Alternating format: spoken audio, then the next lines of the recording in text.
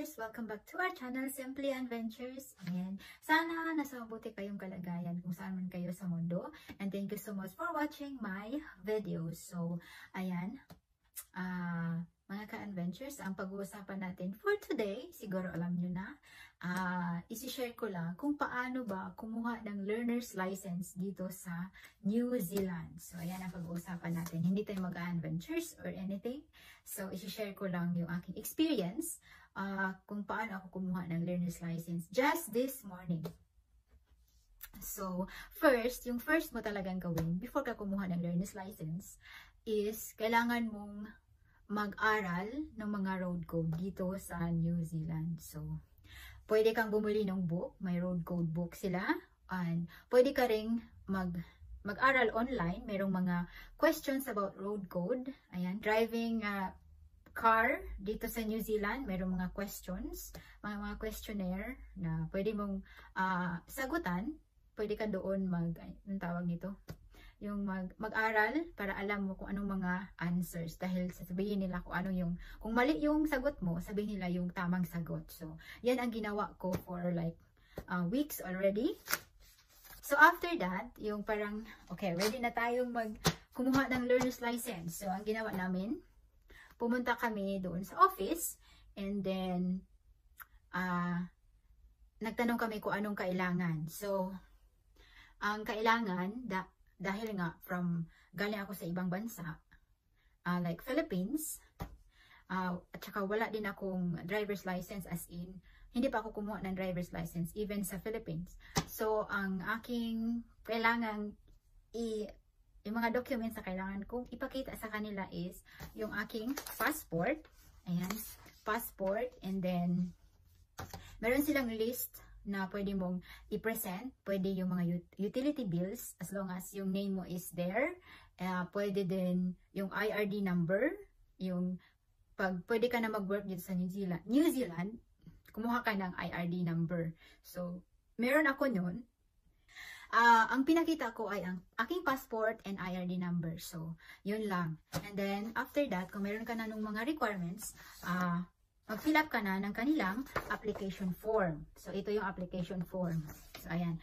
Sagutan mo lang, fill upan mo lang, merong mga just basic name, birthday, gender, kung saan ang address mo dito sa New Zealand, at saka kung meron ding tanong, nag-wear ka ba ng contact lenses, or ayan. So, may mga, pero konti lang siya, yung tanong sa likod. So, ayan, pag tapos ka na nito, at saka meron ka na no kanilang requirements, magpunta ka na sa counter, and then may mag-assist sa'yo, and then sabihin, tingnan nila kung tama yung mga nag-match ba yung sa passport mo, IRD, and then, yeah. And then, magbayad ka na. Ang kanilang, magkano ba ang bayad? Ang binayaran ko, bayad para kumuha ng learner's license ay 96 New Zealand dollars. So, yan ang binayaran ko kanina.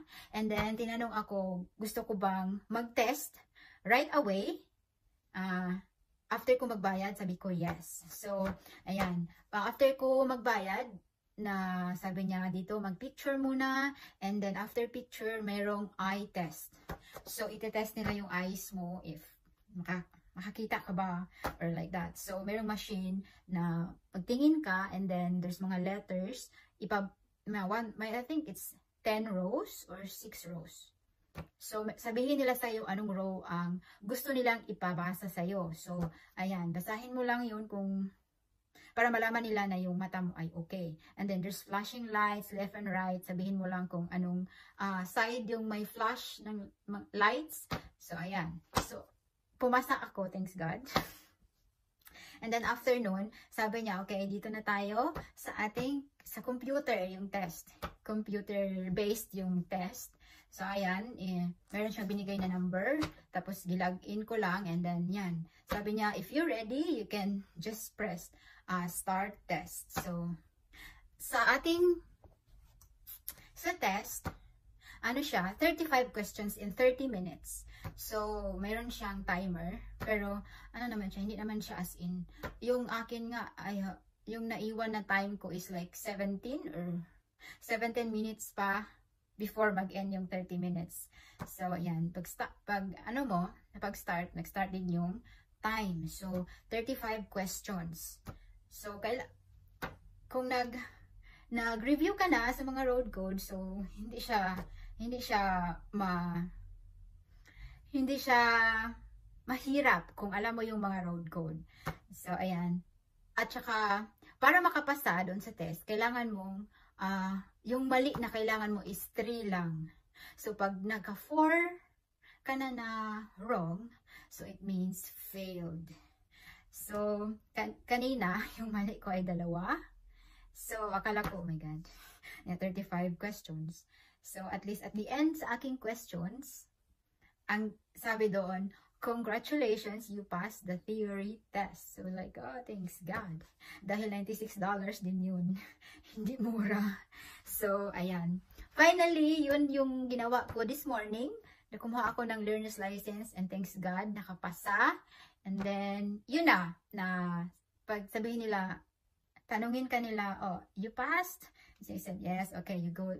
Punta ka dun sa kanila at ibigay nila ito. Yan. Katibayan na pumasa ka ng learner's license. Temporary New Zealand driver license. So, ayan, meron ka ng driver license number. So, sabi nung, kanina, sa AA, yung card, bigyan nila ako ng card within 10 days. So, ayan, ito, lang muna na, nakapasa ako. And then, bigyan nila ako ng card in 10 days. So, pwede na ako mag-drive, pero kailangan may supervisor. Supervisor means like, yung taong, pag nagda-drive ka, nandyan yung tao sa tabi mo, na full license siya.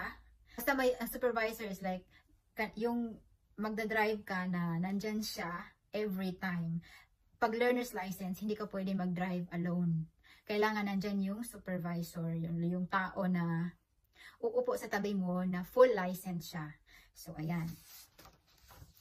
And then, pag nakapasa ka na, kailangan mo ng L-plate. So, bumili din kami ng L-plate. Ilagay mo ito sa likod ng iyong sasakyan para alam nung, yung police or something, na you are, alam nila na you are learner. Yung nag-learn ka pa lang mag-drive. So, ito. So, magkano ba itong learner plate, L-plate doon sa AA? Ito ay, binayaran namin ng 10 New Zealand dollars. So, ito, $10. Kumuha na kami kasi nandun naman at saka nakapasa naman ako. So, kailangan ko ng L-plate para practice, learn, mag-drive. So, yun yung mga kailangan ninyo guys. Yung mga gustong kumuha ng learner's license. Gaya ko, wala talaga akong learner's license. So, yun yung mga requirements.